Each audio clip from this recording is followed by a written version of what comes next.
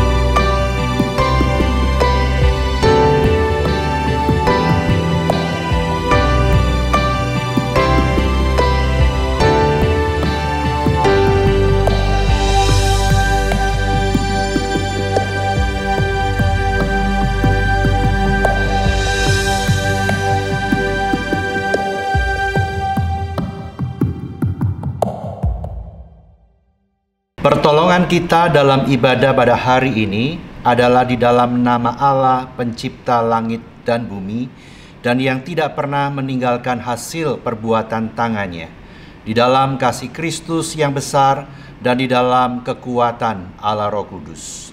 Amin.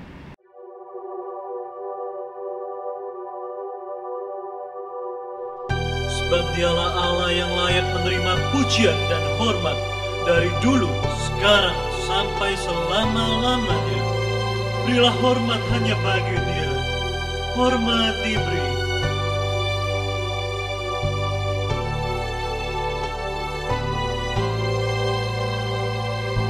Hormat diberi bagi Bapa, Anak, dan Roh Kudus, dari mula sampai sekarang dan seterusnya, termulia. Amin, amin.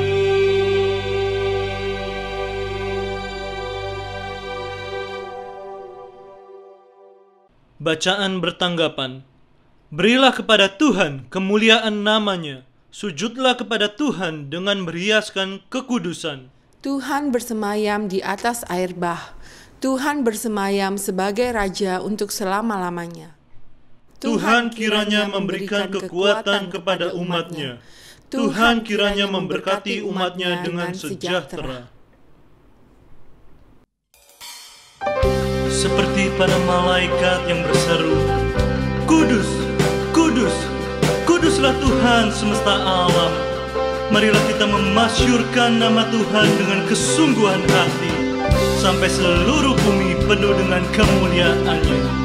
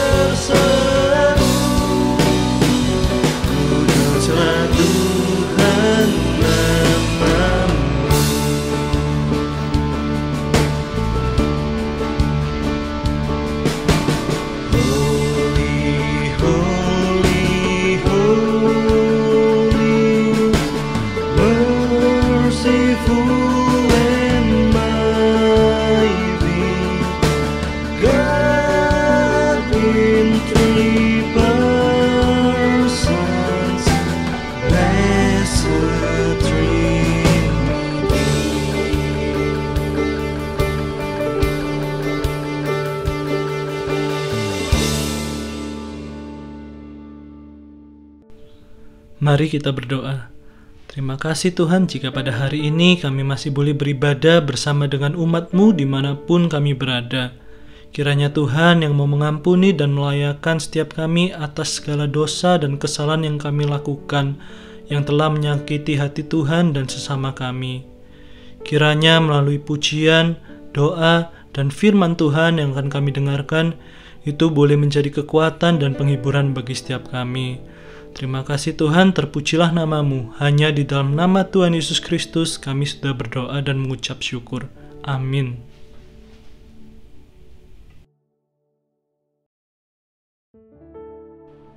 Inilah berita anugerah yang terambil dari Kolose 1 ayat 13-14.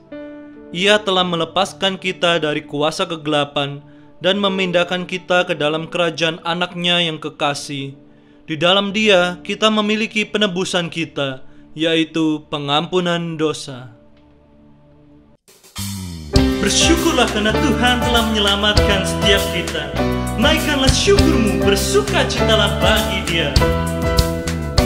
Kasih yang begitu besar, lebih kuat dari dosa. Kasih yang menemukanku, selamatkan dan pulihkanku. Ku naikkan syukurku, ku tak akan berhenti memuji, meninggikan nama-Mu selalu, menari memuliakan-Mu. Dibebaskan, dibangkitkan, hidup yang Kau beri, dan kini hanya untuk-Mu.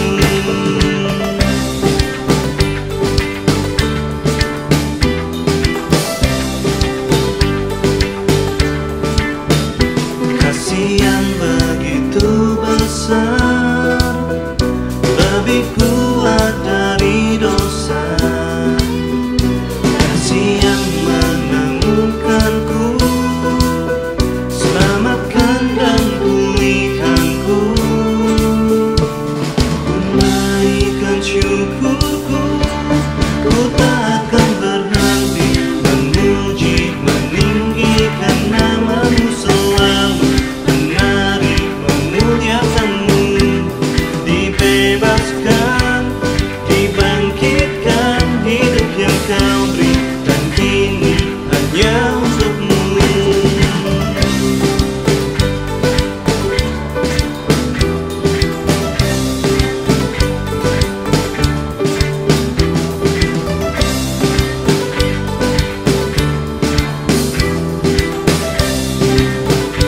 Bersama kita pujikan. Ku naikkan syukurku, ku naikkan syukurku.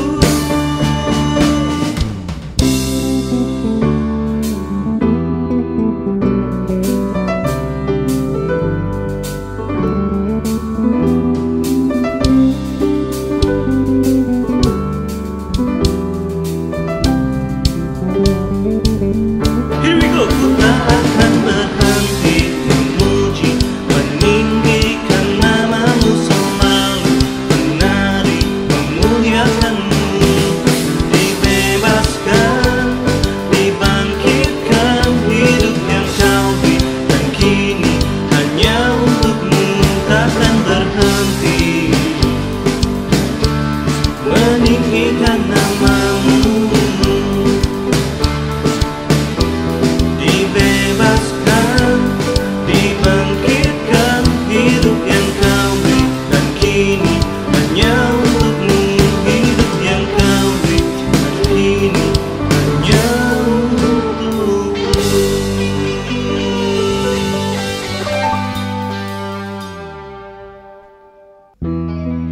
Mari kita persiapkan hati sebelum menaikkan doa syafaat. Kiranya pujian ini boleh menjadi kekuatan dan penghiburan bagi setiap kita. Bila Kau izinkan sesuatu terjadi, ku percaya semua untuk kebaikanku. Bila nanti telah tiba waktumu, ku percaya kuasa-Mu memulihkan hidupku. Waktu Tuhan pasti yang terbaik, walau kadang tak mudah dimengerti. Lewati cobaan, ku tetap percaya waktu Tuhan pasti yang terbaik.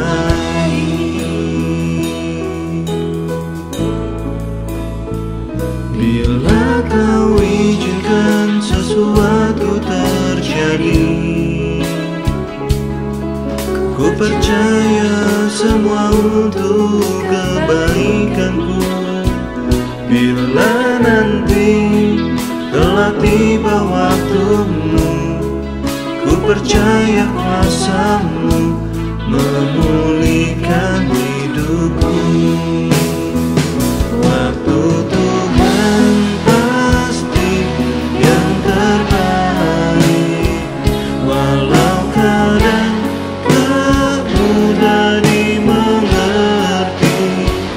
Lewati cobaan, ku tetap percaya waktu Tuhan pasti yang terbaik. Firman Tuhan dalam Pengkhotbah 3 ayat 11 mengatakan, Ia akan membuat segala sesuatu indah pada waktunya. Bahkan Ia memberikan kekekalan dalam hati mereka. Percayalah, apapun yang sedang kita alami, Tuhan akan membuat segalanya indah pada waktunya. Thank you Jesus, thank you Jesus.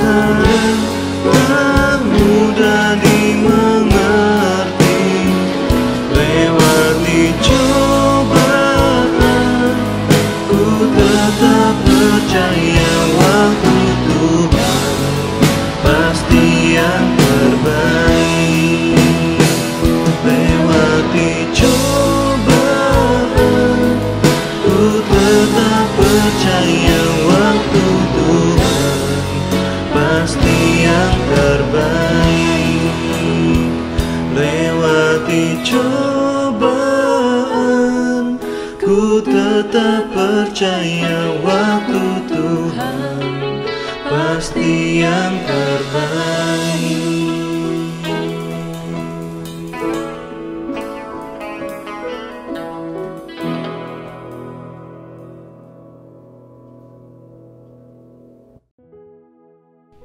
Bersama-sama kita mau membuka suara, kita berdoa bagi umat Tuhan, gereja Tuhan, dan bangsa Indonesia. Mari kita berdoa. Ya Tuhan, pada sore hari ini kami mau berdoa bagi umat Tuhan dimanapun kami berada. Kiranya Tuhan yang mau memberikan kekuatan dan penghiburan atas pergumulan yang sedang kami alami, baik kesehatan, ekonomi, maupun pergumulan lainnya. Kiranya Tuhan yang mau terus tambahkan iman pengharapan kepada setiap kami, sehingga kami boleh melewati pergumulan ini bersama dengan-Mu. Karena kami tahu waktu Tuhan adalah yang terbaik. Kami juga mau berdoa bagi bangsa Indonesia. Kiranya Tuhan yang mau memberikan hikmat dan kebijaksanaan bagi para pemimpin baik di tingkat pusat sampai daerah, sehingga setiap keputusan yang diambil sungguh boleh membantu masyarakat Indonesia. Terlebih kami berdoa bagi gereja Tuhan, agar di tengah kondisi seperti ini, gereja boleh hadir bagi orang-orang di sekitar yang membutuhkan pertolongan, terlebih membagikan kasih Kristus kepada setiap orang. Kami menutup doa ini dengan doa yang telah Tuhan Yesus ajarkan. Bapa kami yang di surga, dikuduskanlah nama-Mu, datanglah kerajaan-Mu, di bumi seperti di surga. Berikanlah kami pada hari ini makanan kami yang secukupnya, dan ampunilah kami akan segala kesalahan kami, seperti kami juga mengampuni orang yang bersalah kepada kami. Dan janganlah membawa kami ke dalam pencobaan, tetapi lepaskanlah kami daripada yang jahat, karena Engkaulah yang punya kerajaan dan kuasa dan kemuliaan sampai selama-lamanya. Amin. Bersama dengan gereja di segala abad dan tempat, mari kita mengikrarkan pengakuan iman kita. Pengakuan iman rasuli. Aku percaya kepada Allah, Bapa yang Maha Kuasa, Khalik langit dan bumi, dan kepada Yesus Kristus, Anaknya yang tunggal, Tuhan kita, yang dikandung dari Roh Kudus, lahir dari anak darah Maria, yang menderita sengsara di bawah pemerintahan Pontius Pilatus, disalibkan, mati dan dikuburkan, turun ke dalam kerajaan maut. Pada hari yang ketiga, bangkit pula dari antara orang mati, naik ke surga, duduk di sebelah kanan Allah, Bapa yang Maha Kuasa, dan dari sana ia akan datang untuk menghakimi orang yang hidup dan yang mati. Aku percaya kepada Roh Kudus, gereja yang kudus dan am, persekutuan orang kudus, pengampunan dosa, kebangkitan tubuh, dan hidup yang kekal. Amin. Dialah Bapa yang baik, yang tak pernah meninggalkan dan melupakan setiap kita. Marilah dengan penuh kerinduan kita membuka hati untuk menerima firman Tuhan. Bersyukur selalu bagi kasih-Mu di dalam hidupku,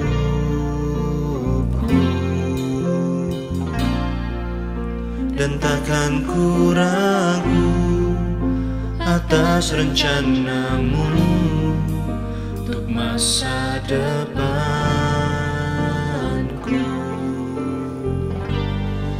Sebagai Bapa yang baik, takkan pernah Kau melupakanku. Sebagai Bapa yang sangat baik, takkan pernah Kau meninggalkanku. Ku kan menari dan bersuka karena-Mu, oh Yesusku, dan ku kan minum air-Mu bagai rusa rindu. Selalu ku hidup dalam-Mu dan hidup-Mu di dalamku, oh Yesusku, Kau sangat ku cinta.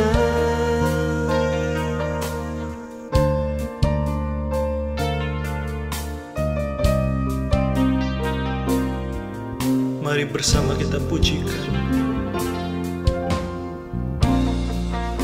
Bersyukur selalu bagi kasih-Mu di dalam hidupku.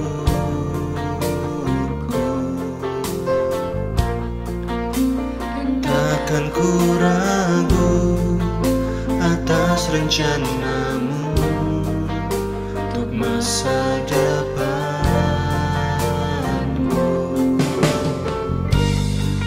Sebagai Bapa yang baik, takkan pernah Kau melupakanku. Sebagai Bapa yang sangat baik, takkan pernah Kau meninggalkanku.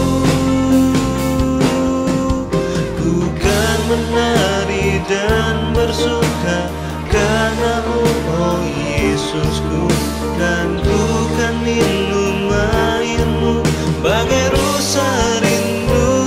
Selalu ku hidup dalam-Mu dan hidup-Mu di dalamku, oh Yesusku.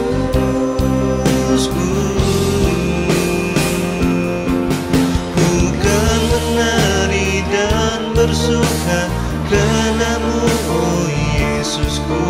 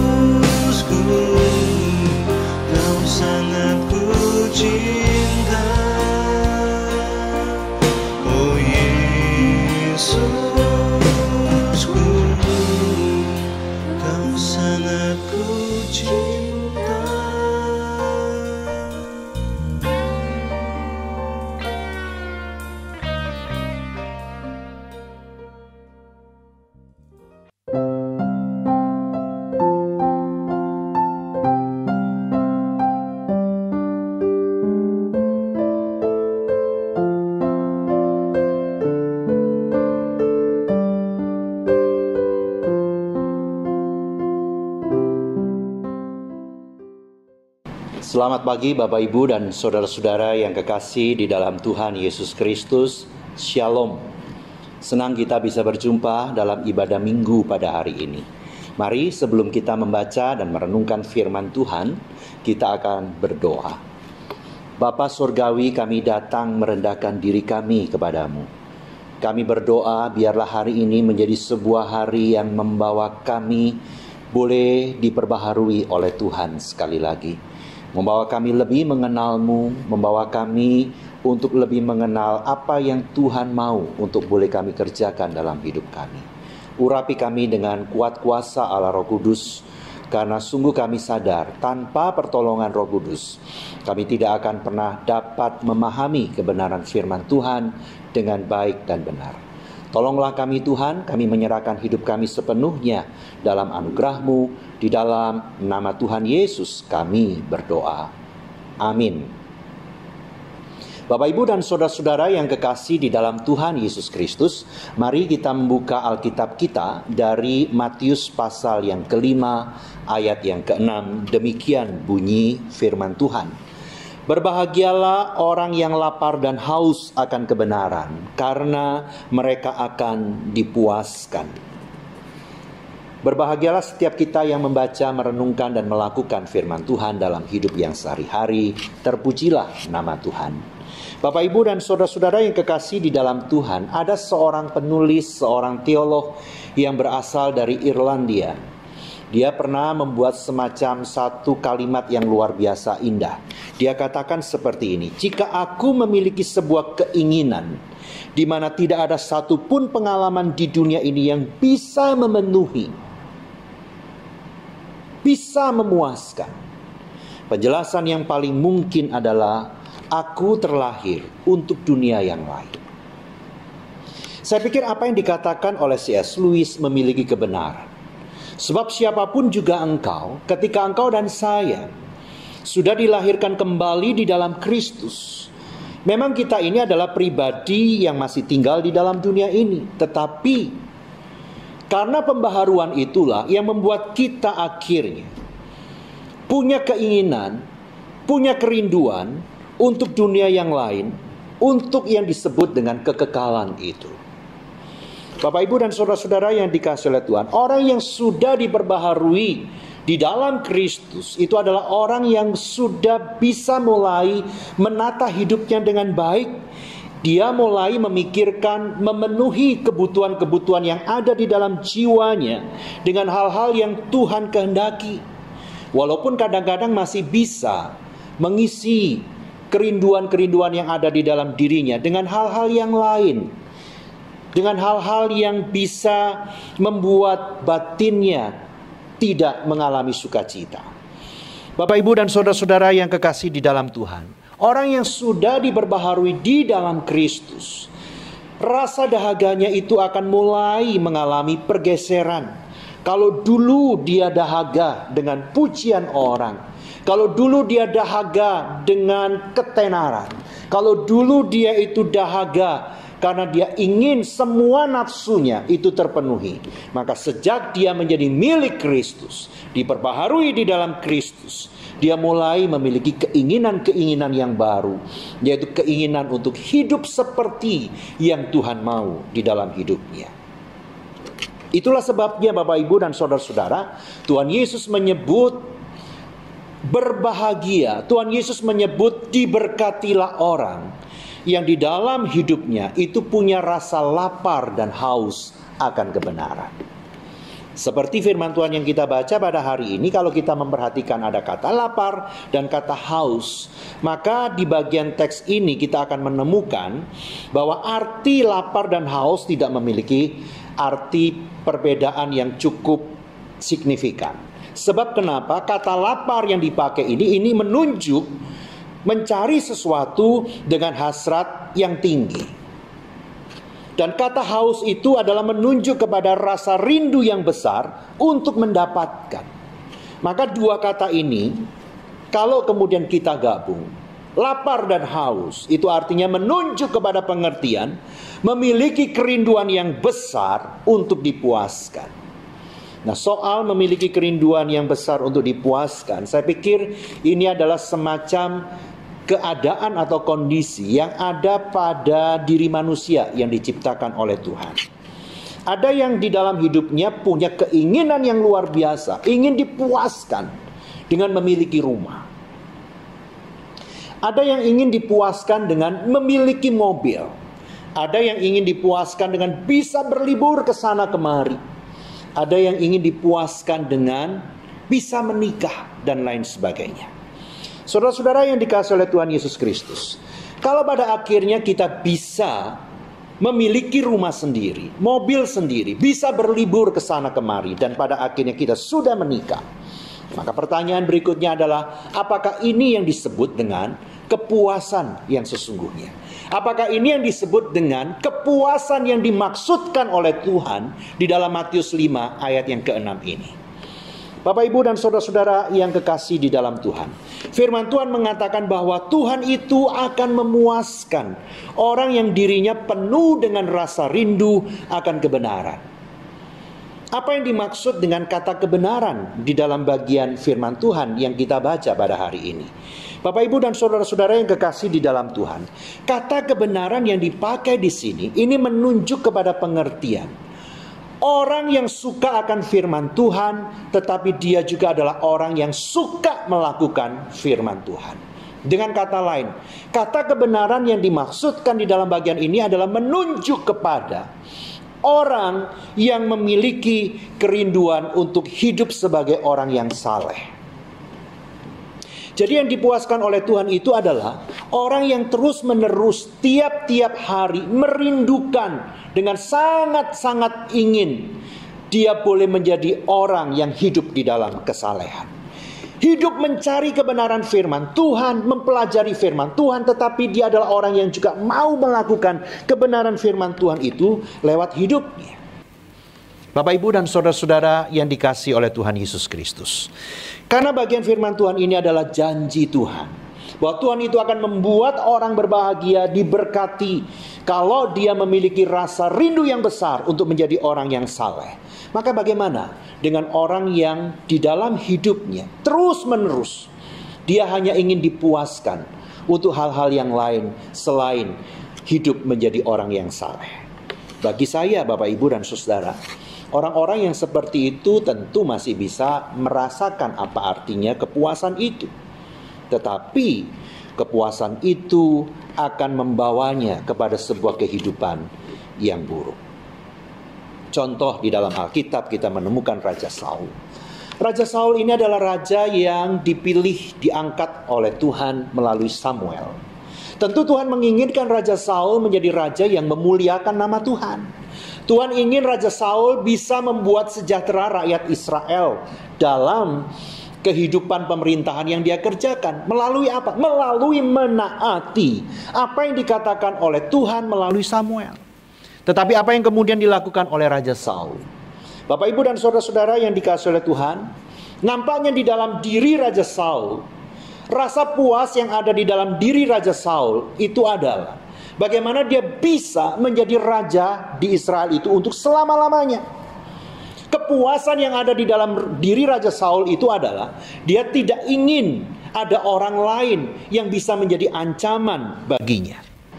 Bapak, Ibu, dan saudara-saudara yang dikasihi oleh Tuhan Yesus Kristus, karena rasa puasnya adalah pada keinginan untuk menjadi raja sampai selama-lamanya, maka kemudian yang terjadi adalah Saul hidup di dalam kehidupan yang sungguh memprihatinkan. Kenapa? Karena dia menjadi pribadi yang kemudian mengabaikan nasihat-nasihat Tuhan melalui Samuel. Suatu ketika Samuel pernah berkata kepada Saul supaya dia menunggu Samuel datang untuk mengadakan sebuah upacara sebelum berperang melawan Filistin. Tetapi kemudian Samuel yang ditunggu tidak kunjung datang. Dan Samuel bukan datang terlambat, tapi dari sisi waktu tinggal sedikit saja sebetulnya. Tapi Saul sudah menjadi tidak sabar karena dia ketakutan karena orang Filistin sudah mulai memasuki wilayah sebagian Israel. Dan dia takut orang-orang yang menjadi tentaranya itu lari meninggalkan dia. Maka apa yang dia lakukan? Dia mengabaikan apa yang dikatakan oleh Samuel. Dia memimpin sendiri upacara pada hari itu. Dan kemudian yang terjadi adalah teguran yang luar biasa disampaikan oleh Samuel kepada Raja Saul. Tidak hanya itu, Bapak, Ibu, dan saudara yang dikasihi oleh Tuhan. Ketika Raja Saul tahu bahwa rakyat Israel memuji Daud lebih banyak daripada memuji dirinya, maka mulai pada hari itu dia bersumpah akan mencari Daud dan membunuh Daud. Kenapa dia lakukan itu? Karena dia tidak akan pernah merasa puas kalau dia tidak merasakan rasa aman, bahwa dia bisa memastikan bahwa dia akan menjadi raja untuk selama-lamanya. Maka untuk memastikan itu, dia cari Daud dan dia ingin membunuh Daud. Bapak, Ibu, dan saudara-saudara yang dikasihi oleh Tuhan, apa yang ada di dalam diri Saul, rasa puas yang ada di dalam diri Saul adalah bukan untuk menjadi orang yang saleh, tetapi rasa puas yang ada di dalam diri Saul pada hari itu penuh dengan sesuatu hal yang jahat, sesuatu hal yang hanya untuk memenuhi nafsunya sendiri, menjadi raja di Israel selama-lamanya. Dan kemudian apa yang terjadi, Bapak, Ibu, dan saudara-saudara yang kekasih di dalam Tuhan Yesus Kristus? Rasa puas yang palsu itu hanya akan membawa kematian iman sampai kepada kematian fisik yang memilukan. Sebab Raja Saul itu kemudian bertumbuh menjadi orang yang punya karakter buruk, dan sampai pada akhirnya Alkitab bercerita dia mengakhiri hidupnya dengan mendirikan pedang dan dia menjatuhkan diri di atasnya. Bapak, Ibu, dan saudara yang dikasihi oleh Tuhan Yesus Kristus, sekali lagi firman Tuhan pada bagian ini, Tuhan Yesus berjanji bahwa dia hanya akan memuaskan orang yang punya rasa ingin tiap-tiap hari mau mengejar hidup sebagai orang yang saleh. Raja Daud adalah menjadi contoh yang kedua. Setelah dia menggantikan Saul, Raja Daud itu bisa mendapatkan apa saja yang dia inginkan. Saat kemudian di suatu hari dia menginginkan bisa memiliki Batsheba, apa yang kemudian terjadi? Orang-orang memberikan informasi kepada Daud supaya Daud mengurungkan niatnya bahwa Batsheba itu adalah istri Uria, istri orang yang mengabdi kepadanya, yang mengabdi kepada kerajaan Israel. Tetapi apa yang menjadi keinginan Daud, tidak ada seorang pun yang bisa menghentikan pada hari itu. Di dalam diri Daud pada hari itu penuh dengan keinginan yang besar, tidak untuk menjadi orang yang saleh pada saat itu, tetapi dia ingin nafsunya dipenuhi. Dan secara daging, Bapak, Ibu, dan saudara, memang Daud itu terpuaskan karena dia bisa mengambil Batsheba. Tetapi sesungguhnya dia telah membunuh imannya sendiri dan kemudian menghancurkan karakter dia sebagai seorang Daud, sebagai seorang raja Israel. Sejak saat itulah Daud kemudian harus menanggung banyak kesusahan di dalam perjalanan hidup keluarganya. Dia harus menanggung banyak kesedihan. Bagaimana anak-anaknya tidak menghormati dia, bagaimana anak-anaknya berbuat dosa, dan luar biasa itu menyedihkan dia. Bapak, Ibu, dan saudara-saudara yang kekasih di dalam Tuhan Yesus Kristus, rasa puas yang palsu hanya akan membawa kematian iman sampai kepada kehancuran karakter, bahkan kesusahan yang berkepanjangan. Sebab Tuhan Yesus berjanji bahwa dia akan memuaskan orang yang punya rasa ingin, rasa puas di dalam tiap-tiap hari, terus-menerus ingin menjadi orang yang saleh. Bapak, Ibu, dan saudara-saudara yang kekasih di dalam Tuhan Yesus Kristus, Michael Norton, seorang profesor di sekolah bisnis Harvard, pernah menanyakan kepada lebih 2.000 orang yang diantara mereka itu minimal memiliki kekayaan 1 juta US dollar dalam hidup mereka. Pertanyaannya adalah seberapa bahagiakah mereka dengan kekayaan yang minimal 1 juta US dollar itu.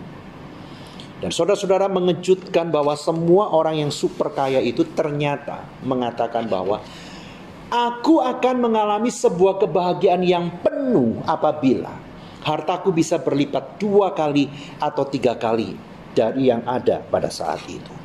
Saudara lihat betapa dahaga yang luar biasa, kepada kekayaan. Ada seorang yang lain bernama Jeffrey Winters. Dia ini adalah seorang profesor ilmu politik di Universitas Northwest. Dia mengatakan seperti ini, orang yang super kaya itu akan terus mengumpulkan uang karena termotivasi dengan sensasi yang muncul dari melipat gandakan uang melalui investasi, melalui membeli perusahaan. Untuk apa mereka lakukan itu? Jeffrey mengatakan mereka melakukan itu adalah untuk meningkatkan status mereka. Meningkatkan status mereka, terus meningkatkan. Dan Jeffrey mengatakan orang-orang ini tidak pernah memiliki batasan apa artinya cukup terhadap jumlah uang yang mereka miliki. Betapa rasa dahaga yang tidak akan pernah bisa terpuaskan soal kekayaan.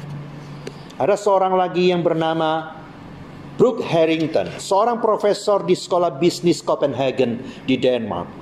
Dia menyatakan bahwa pertanyaan yang sering ditanyakan oleh orang yang super kaya dalam hidupnya kepada dirinya sendiri, bukan apakah saya punya cukup uang untuk membeli barang mewah yang saya sukai, tetapi apakah saya punya uang yang lebih banyak dari orang lain.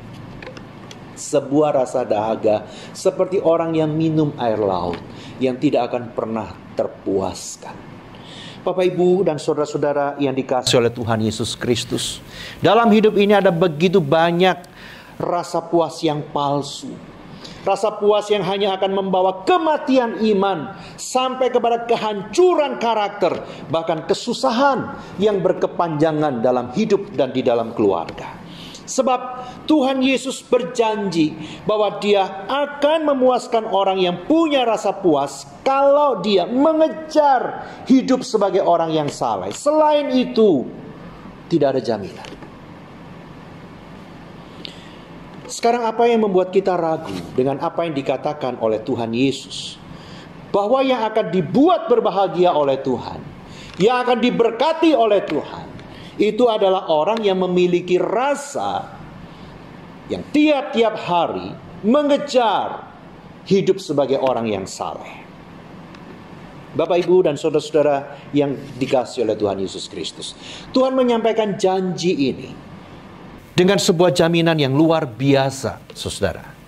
Janji itu, janji yang disampaikan oleh firman Tuhan dalam bagian yang kita renungkan hari ini, jaminannya adalah dirinya rela terpaku di atas kayu salib untuk memberikan kepastian kepadamu dan kepadaku bahwa engkau dan saya akan mengalami kebahagiaan, bahwa dahagamu akan dipuaskan, bahwa hidupmu akan diberkati kalau engkau mau menghidupi kebenaran firman Tuhan ini. Jaminannya adalah Kristus yang sudah tersalib di atas kayu salib itu.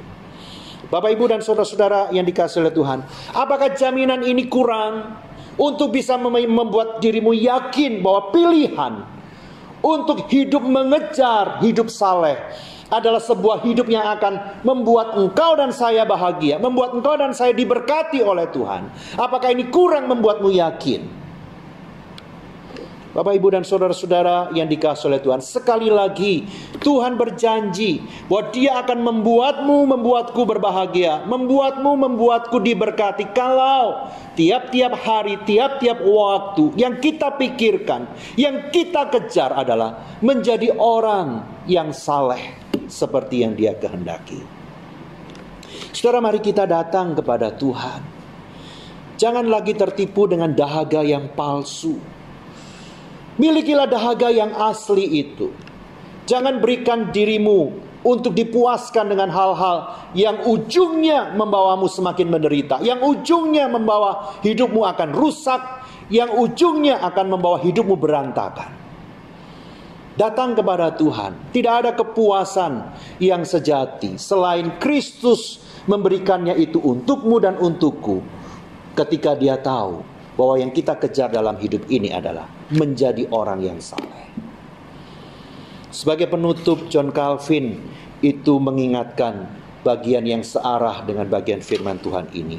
Dia mengatakan seperti ini: nothing is more dangerous than to be blinded by prosperity.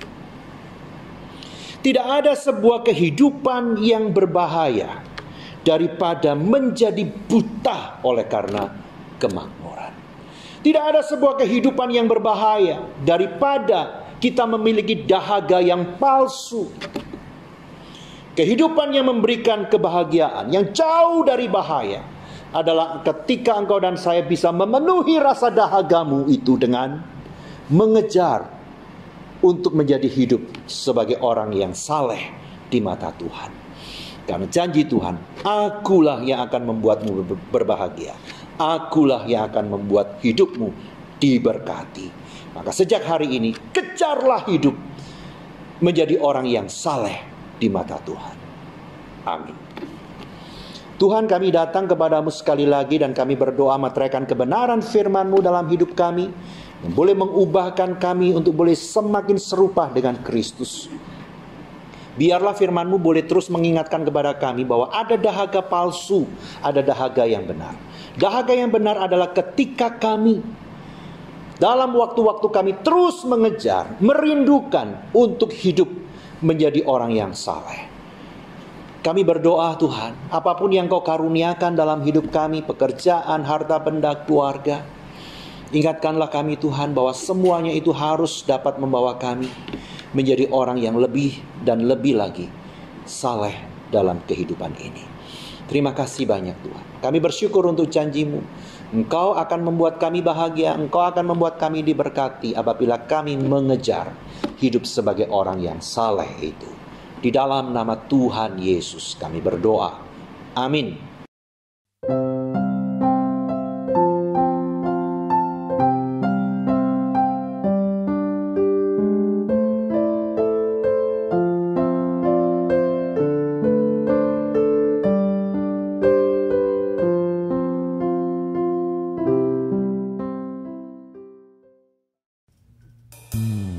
Kita memberi bukan agar diberkati, namun karena kita sudah diberkati. Berikanlah yang terbaik bagi Tuhan dengan penuh sukacita. Haleluya, haleluya.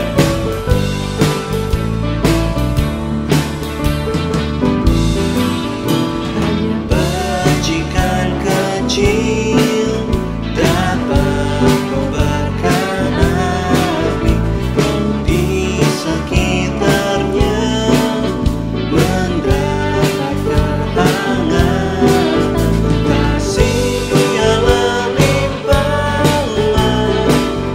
Bila kau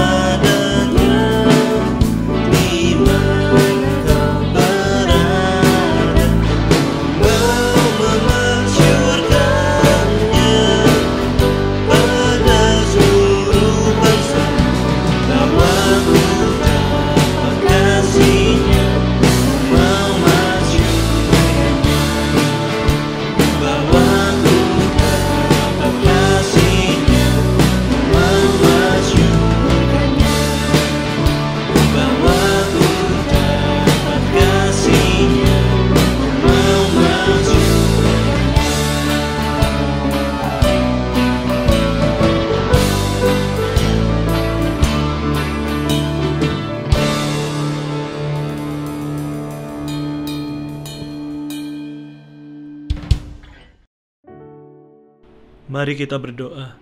Terima kasih Tuhan jika kami masih boleh diberi kesempatan untuk memberi persembahan sebagai ungkapan rasa syukur kami. Ajari kami Tuhan untuk dapat mempersembahkan hidup sebagai bentuk persembahan yang sejati bagimu.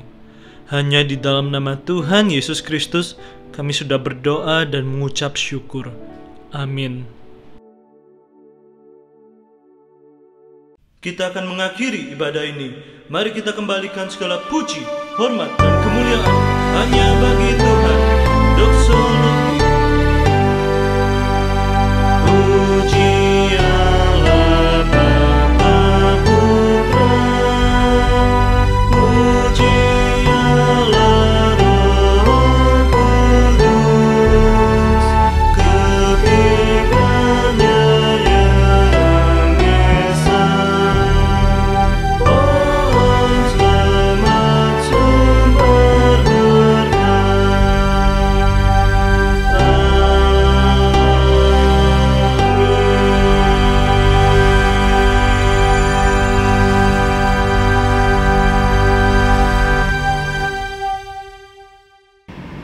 Sekarang arahkanlah hatimu kepada Tuhan dan terimalah berkat Tuhan. Tuhan memberkati engkau dan melindungi engkau. Tuhan menyinari engkau dengan wajah-Nya dan memberikan kasih karunia. Tuhan menghadapkan wajah-Nya kepadamu dan memberikan damai sejahtera. Amin.